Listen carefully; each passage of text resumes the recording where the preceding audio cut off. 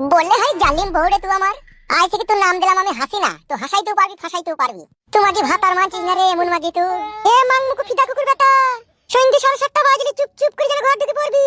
Deep পুক করে দেবো নাকি? বলে হয় হাসিনা মাগিলো।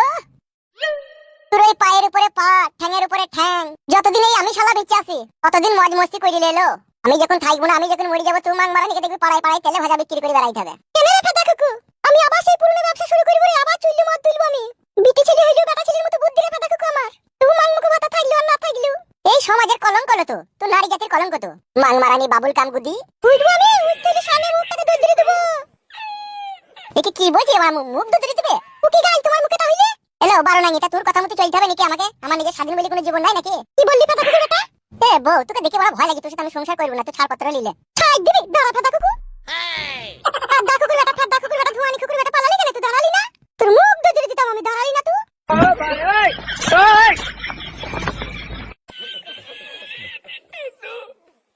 ছি ছি ছি ছি, কাদা কোথাও শান্তি নাই রে ফাদা। জীবনটা মনে লাল বেলানি হয়ে গেল। মাংমারানি মাগে আবার পেছনে আসেনি তো? না না, আসেনি তো মনে হচ্ছে। উফ, বাপরে বাপরে, কি কাজ করলাম রে দুনিয়াতে। ওই লম্বা কালো ফাঁকে কি এত যন্ত্রণা রে বাপ? আগে জানলে ওই ফাঁকের মুখই দেখতাম না আমি জীবনে। শালা এক বউ আমার লেগে ভালোবেসে সে সব করতে রাজি। আরে আবার এমন ভাবে একটু গাল সহ্য করছি না আমার। এক এক সময় বাড়া মনে হচ্ছে টেনে গলা যদি পাড়ায় পাড়ায় ভিক্ষা করে খাই তাহলে বাড়ি যাবো না, তাই মনে হচ্ছে। আর সবার জিন্দিগিটা মারা পুরো কই খাবলা হয়ে গেল মারা। যাই ওই গাছতলায় একটু বসে জিরিয়ে মারা, পুটকি দিয়ে ঘাম বেরিয়ে গেল মারা।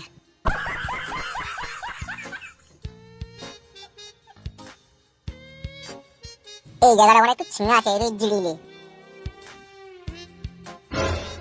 শালা জীবনে কোথাও সুখ শান্তি নাই রে মারা। গাছের ডালে খেজুর গুলাই এখন আরামে আছে, কোনো চিন্তাও নাই, কোনো ভাবনাও নাই, কেউ কোনো কথা বলারও লোক নাই, চুপচাপ গাছের ডালে ঝুলছে। আর আমাদের জীবনটা শালা একদম একদম হয়ে গেল। আমি যদি খেজুর হতাম, গাছে ঝুলে থাকতাম রে, কি ভালো হইতো। উফ, কি সুখ বড়া খেজুর গুলো, আর ইনকামও করতে হয় না, বউ ছেলেকে খেতে দিতেও হয় না, গালও শুনতে হয় না, গাছেই জীবন গাছেই মরণ। কি জীবনটা তোদের। এ তো সেই তান্ত্রিক বাবা। হ্যাঁ রে বৎস, আমি সেই তান্ত্রিক বাবা। এত চিন্তিত, এত বিচলিত, এত দুঃখ, এত কষ্ট মানুষকে মৃত্যুর মুখে নিয়ে যায় রে বৎস। তান্ত্রিক বাবা, আপনি একবার আমার ভবিষ্যতের কথা বলে গিয়েছিলেন। আপনি বলেছিলেন যে আমার জীবনে খুব দুঃখ কষ্ট হবে, কিন্তু সত্যি বলছি তান্ত্রিক বাবা, আমার জীবনে এখন প্রচুর দুঃখ কষ্ট। জীবনে সুখ থাকতেও সুখ নেই, শান্তি থাকতেও শান্তি নেই। সেই জন্যই তো তোর কাছে এসেছি রে বৎস, তোর ভাগ্যের কথা তোকে জানাতে। বলেন কাকা, আমার ভাগ্যতে কি আছে বলেন? আমি খুব কষ্টের মধ্যে আছি, বলেন। তাহলে আমার মনিরসির গোপন কথা শুনে রে বৎস। কেউ তোকে ভালোবেসে তোর জন্য জীবন দিতে চায়, কেউ তোকে ভালোবেসে তোর জন্য জীবন নিতে চায়। এই দুইজন মানুষকে তুই নির্দিষ্ট ভাবে তোর জীবনে আশ্রয় দিয়েছিস রে বৎস। তোর ভাগ্যের ঝলমলে তারা এখনো অন্ধকারে ঢেকে আছে রে বৎস। কি হবে কাকা? বিধির বড় নিষ্ঠুর বিধান, এ তো তোকে মানতেই হবে রে বৎস। পাপাচারের আগুন যখন চারিদিকে দাউ দাউ করে জ্বলে ওঠে, মৃত্যু তখন ভয়ানক ভাবে সামনের দিকে এগিয়ে আসে। কি বলছেন কাকা? তাইলে আমি মরে যাবো কাকা? বম ভোলা, কান্না করিস না, কান্নার দিন তোর জীবন থেকে শেষ হয়ে গেছে। তাই নাকি কাকা? তাইলে কাঁদতে হবে না কোনোদিনও? তোকে আর কখনো কোনোদিনও কাঁদতে হবে না, কিন্তু একটা কাজ থেকে অতি অবশ্যই করতে হবে রে বৎস। বলেন কাকা, বলেন। আমার মনিরাশি বলে দিয়েছি, তোর স্ত্রীর পেটে এক জারদ সন্তান জন্মগ্রহণ করিবে। কি বলছেন তান্ত্রিক কাকা? যা বলছি ঠিকই বলছি রে বৎস। তুই নিজে একটি অনেক বড় অন্যায় করেছিস। তুই স্বামী হয়ে তোর স্ত্রীর কাছে এক পর পুরুষকে সহবাস করার সুযোগ করিয়ে দিয়েছিস। সেই পর পুরুষের জন্যই তোর ঘরে জারদ সন্তান জন্মগ্রহণ করিবে। সেই সন্তান তোকে পিতা বলে কখনো কোনোদিনও মানবে না। এ সম্পূর্ণ তোর ভুল। তোর নিজের পাপের আগুনে তুই ছাই হবি, কিন্তু তোর মৃত্যু আসবে না। বম শঙ্কর।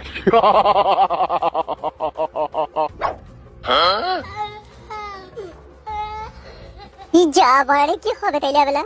তান্ত্রিক বাবা যা বলে গেল তা যদি সত্যি হয়, উরি বাবারে, আমার ছেলে আমাকে মানবে না। কি কাজ হইলো মা গো? শালা খানকি ছেলে এমএলএ সাহেবের লেগে রে। শালা আমার ঘরে জারদ সন্তান হবে বলে গেল। জারদ সন্তান মানে কি ভরা? বেকাটারা ছেলে হবে নাকি, না অন্য কিছু হবে? না বাবা, বই থাকলে হবে না, ভালো কোনো একটা জ্ঞানী লোককে যেই জিজ্ঞেস করি যে জারদ সন্তান মানে কি।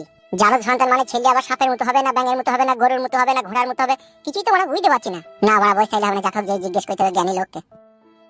আমার জিন্দিগিটা বড় শাল পাতা হয়ে গেল বড়া। চারিদিকে টেনশন ফাদা, এইদিকে বড়া দুটো বইয়ের জ্বালা, আবার বড়া তান্ত্রিক বাবা বলে গেল আমার ঘরে নাকি জারদ সন্তান হবে। বড়া জারদ সন্তান আবার কি রে বড়া? কি তো বড়া ভারী টেনশনে পড়লাম আমি। তাহলে সত্যি মাস্টারমশাই, আপনি আর শহরে ফিরে যাবেন না? শহরে তো 14 বছর বাস করে দেখলাম, কেমন একটা অসহ্য লাগছে। আমি তো শুনেছি মাস্টারমশাই, মানুষ গ্রাম ছেড়ে শহরে বাস করে। তুমি শহর ছেড়ে কেন গ্রামে আসতে চাইছো? দেখ, আমরা তো শিক্ষিত লোক, আমরা তো এইসব সম্বন্ধে বুঝি। গ্রাম মানে হচ্ছে একটা দেশের শিকড়। গ্রামের যে আবহাওয়া, গ্রামে যে বাস করার যে শান্তি, গ্রামে যে পশু পাখির ডাক, এইগুলো আমাকে মুগ্ধ করে। আর আমি শহরে 14 বছর বাস করে শহরের এই গাড়ির, মোটরসাইকেল, ভ্যানের হরেন শুনে শুনে আমার কান ঝালাপালা ধরে গেছে। তাই আমি একটু শান্তির জায়গায় এসে থাকতে চাইছি। তা তুই 1 বিঘে মতো জায়গা দেখ, জায়গা যাতে কাগজপাতি থাকে, সেই জায়গায় আমি বাড়ি ঘর করে আমি বসবাস করব। আমি আর শহরে ফিরে যাব না, কি বুঝলি লালু? অবশ্যই মাস্টার মশাই, আমি তো অবশ্যই আপনার জন্য জায়গা দেখবো। জায়গা না পেলে আমার নিজের জমি আপনাকে দিয়ে দেবো 1 বিঘি বাড়ি করার লেগে। তোর কতটা জমি আছে রে? 8 বিঘি জমি আছে, 4 বিঘিতে শসা লাগিয়েছি, 4 বিঘি ফাঁকা পড়ে আছে। এত জমি কেনার টাকা পেলি কোথায় রে গ্রামে বাস করি? ও বাবা, ডিয়ার লটারি কাটি আমি 1 কোটি টাকা পেয়েছিলাম যে ডিয়ার লটারিতে। যাক যাক, ভালো ভালো, শুনেও শান্তি। কত টাকা পেয়েছিলি? 1 কোটি? হ্যাঁ মাস্টার মশাই, 1 কোটি টাকা পেয়েছিলাম। ব্যাংকে হয়তো 6-7 লাখ টাকা মতো কেটে নিয়েছে, আর বাকি টাকা আমাকে ক্যাশ ব্যাংকে ভরে দিয়েছে। বাহ, খুব সুন্দর। আচ্ছা, গ্রামে একটা আগে যে রাজনীতি নিয়ে ঝগড়া অশান্তি হতো, সেটা কি এখন বন্ধ হয়ে গেছে না সেটা এখন চলে? না না, সেটা এখন চলে, সেটা এখন টুকিটাকি নিজেদের মধ্যেই লেগে থাকে। সেটা কিরকম নিজেদের মধ্যে লেগে থাকে মানে? রাজনীতি মানেই তো একটা দাবাগুটি চাল। আর গ্রাম বাংলায় কিছু নন ভেজ খাওয়া মূর্খ মানুষ রয়েছে, তারা তো রাজনীতির সম্বন্ধে কিছুই বুঝে না, সবকিছু দিক দিয়ে লবডঙ্গ। একটা তিরপল লেগে ভাই ভাই অশান্তি করে, ভাই ভাই বাড়ি করবে, একটু একটু জায়গা ছাড়া ছাড়ালি অশান্তি করে। একই পাশাপাশি দুটো জমি হয়তো বড় ভাই একটু আল বেশি কেটে লিয়েছে, কি ছোট ভাই একটু আল ঝুড়ি লিয়েছে, এই ডোরুর মাথায় কমে দেয়। ও চিন্তা করবেন না আপনি, পাড়া গ্রামে যেমন শান্তিও আছে তেমন অশান্তিও আছে। আপনাকে অশান্তির মাঝে থাকার দরকার নাই, তো আপনি শান্তির জায়গায় থাকবেন। কাকা আর এই মূর্খ লোকের মাঝে বাস করাও তো কঠিন ব্যাপার রে। সে মানছি কঠিন ব্যাপার, আপনি কঠিন জায়গায় থাকবেন কেন? আপনি ফাঁকা জায়গায় থাকবেন। ও কাকা, কে রে, কিছু বলবি নাকি? একটা কথা বলতাম কাকা। এও কি আমার মতো শহর ছেড়ে গ্রামে আসতে চাইছি নাকি? কে আমি কাকা? হ্যাঁ হ্যাঁ, তোকেই বলছি। না না কাকা, আমি শহরে থাকি না, আমি গ্রামেই থাকি। হ্যাঁ, গ্রামের যে শান্তি, গ্রামের যে আবহাওয়া, গ্রামে তো সবাই থাকতে চায়, কে থাকতে চায় না? কি আর বলবো কাকা, গ্রামের কথা আর বললেন না। গ্রামে থাকা থেকে শহরে বাস করাই ভালো। খেপাসুদা, তাই বললে হয় নাকি? গ্রামের যে একটা শান্তি, গ্রামের যে একটা আবহাওয়া, গ্রামের যে একটা পৈতৃত্য বাতাস, সেটা তুই শহরে পাবি? কি আর বলবো কাকা, গ্রাম বাংলার লোক যে কত বড় হারামি লোক, সে আর আপনি আর কি বুঝবেন, থাকেন তো আপনি শহরে। কাকা এই একটা কথা জিজ্ঞেস করবো আপনাকে। তুই জিজ্ঞেস করবি বলে অনেকক্ষণ থেকে কথা বলছিস, তা বল কি জিজ্ঞেস করবি। আচ্ছা কাকা, এই জারদ সন্তান মানেটা কি গো কাকা? হোয়াট, কি বলতে চাইছিস তুই? কাকা কিছু মনে করেন না, আমি আমার নিজের জন্যই জিজ্ঞেস করছি। আমার যদি সন্তান হয় আর সেটা যদি জারদ সন্তান হয়, তাহলে সেটা কেমন হবে? সেই সন্তান জারদ মানে কি? এছাড়া ওই জন্য বলে গ্রাম বাংলার মূর্খ লোক শালা গুঁড়ো কিছু খায় মনে হয়। জারদ সন্তান মানে বুঝিস না নাকি বে? কি কাকা? একটু আলা ভোলা প্রকৃতির ছেলেরা মনে হচ্ছে, তো মনে হচ্ছে বুঝে নাকি বুঝি বলতে হবে রে। হ্যাঁ কাকা, একটু বলেন না। আমাকে একজন বলে গেছে যে তোর ঘরে যে সন্তান হবে সেটা জারদ সন্তান হবে। কে বললো এইসব কথা? ও যে বলেছে বলেছে, আপনি আমাকে একটু ভেঙে বুঝিয়ে বলেন যে জারদ সন্তান মানে কি? তুই সত্যি জানিস না জারদ সন্তান মানে কি? না কাকা, আমি জানি না। আমি তো বিয়ে করেছি, আমার তো জারদ সন্তান এখনো হয়নি, তো আমি কি করে জানবো? সেই জন্য আপনাদেরকে জিজ্ঞেস করছি। দেখি মনে হচ্ছে হুঁশ বুদ্ধি কম রে, একে একটু বুঝিয়ে বল রে। এইদিকে তাকা, এই ছেলে বিয়ে শাদী করেছে তো নাকি? হ্যাঁ কাকা, বিয়ে করেছি। মেন যেটা কথা হচ্ছে জারদ সন্তান হওয়ার মূল যে কারণটা, সেটা তোমাকে আমি একটু ভেঙে বলি, তবে তুমি বুঝতে পারবে।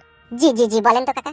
জারদ সন্তান হওয়ার অনেকগুলো রাস্তা থাকে, তার মধ্যে রাস্তা কটা আমি তোমাকে বলে দিচ্ছি। জারদ সন্তান হওয়ার কি কি মেন কারণ থাকে। হ্যাঁ কাকা, একটু বলেন না কাকা, তাহলে খুব ভালো হয়। যদি একটি আই বড় মেয়েকে তুমি বিবাহ করো, আর সেই আই বড় মেয়েটি আই বড় অবস্থাতে যদি কোনো পর পুরুষের সাথে যদি আবদ্ধ কাজে লিপ্ত থাকে, আর তার গর্ভে যদি সন্তান আসে, তারপরে যদি তুমি ওই মেয়েটাকে বিয়ে করলে, তুমি হয়তো জানতেই পারলে না যে এর পেটে বাচ্চা আছে, তুমি বিয়ে করলে বিগত 4-5 মাস পরে তোমার ঘরে ওই বাচ্চাটা জন্ম হলো, সেটাই হবে জারদ সন্তান। ও এইরকম? শুধু এইরকম লয়, দেখা যাচ্ছে আই বড় তো ওই মেয়েটা কারোর সাথে কোনো রিলেশন করেনি, ভালো পরিষ্কার পরিচ্ছন্ন ছিল, তারপরে তোমার সাথে বিবাহ হয়েছে। দেখা যাচ্ছে তোমার ঘরে থেকে তোমার কোনো বন্ধুর সাথে বা তোমার কোনো পাড়া প্রতিবেশীর সাথে ওই মেয়েটা আবদ্ধ কাজে লিপ্ত হয়ে তার গর্ভে সন্তান এসেছে, আর সেই সন্তান তোমার ঘরেই হয়েছে, সেটাও হবে জারদ সন্তান। আবার আরেকটা জিনিস শুনো, দেখা যাচ্ছে তোমার স্ত্রী একটু চরিত্রহীন প্রকৃতির মেয়ে, তোমাকেও দেয় আবার অন্য পর পুরুষকেও দেয়। এই স্ত্রীর পেটে যদি জন্মগ্রহণ করে আর তোমার ঘরে যদি সেই বাচ্চা হয়, সেটাও হবে জারদা সন্তান। মানে মুদ্রা কথা, জারদ সন্তানের থেকেও খারাপ। সে তোমায় কখনো কোনোদিনও বাবা বলে মানবে না। তুমি যখন তাকে বাবা বলে ডাকবে, ছেলে তোমাকে বলবে কি বে গুদমারানির ভাই, কি হইলো বল। ছেলেকে যদি তুমি ভালো কোনো শিক্ষার জ্ঞানের কথা বলো, তোমার কান চলে ছাড় করে দাঁড়িয়ে মুতি দেবে, তোমার কথা বানা দিয়েও শুনবে না। তাকেই বলে অবৈধ জারদ সন্তান। তার কারণ তার শরীরে যে ব্লাড আছে সেটা হলো মিক্সিং ব্লাড।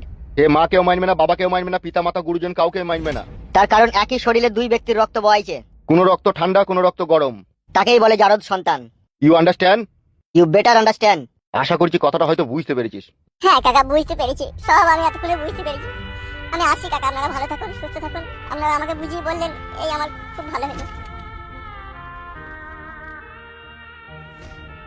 আচ্ছা মাস্টারমশাই, কথাটা বলার পরে আর ও শোনার পরে ওর মনটা কেমন একটা খারাপ হয়ে গেল মনে হলো না? কান্দু কান্দু ভাব হয়ে গেল মনে হলো না? হ্যাঁ, তাই তো মনে হইলো। নিশ্চয়ই ভিতরে কোনো গোলমাল আছে, বুঝলেন মাস্টারমশাই? হইলেও হইতে পারে, না হওয়ার কিছুই নেই। এখন নারীদের মনের মধ্যে যে চিন্তা ভাবনা চলে, সেটি অতি স্বাভাবিক।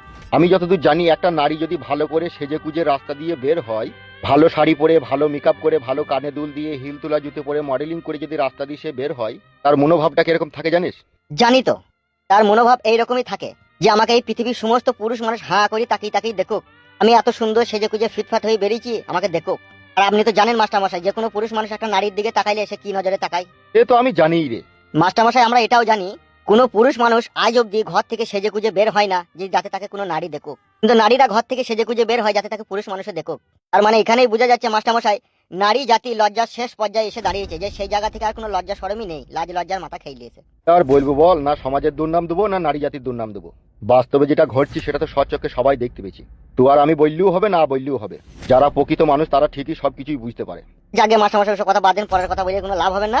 আপনি একটু আমার বাড়ি যাবেন, তো চলেন একটু চা পানি খেয়ে আসবেন, চলেন চো দেখি কেমন বাড়িঘর করলি, চো। চলেন চলেন।